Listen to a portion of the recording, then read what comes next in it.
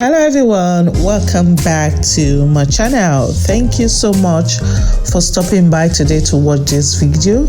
Please do not forget to click on the subscribe button and also leave your comment in the section down below. Please try and subscribe to my channel because we are almost at 1,000 subscribers. We are almost there. They're not going to charge you any money for subscribing. Please try and subscribe. In this video, we'll be preparing egusi soup with smoked fish. For this recipe, you will need just 6 ingredients. You will need some palm oil, some salt, dry melon, egusi, chopped onion, seasoned stock, and scotch bonnet.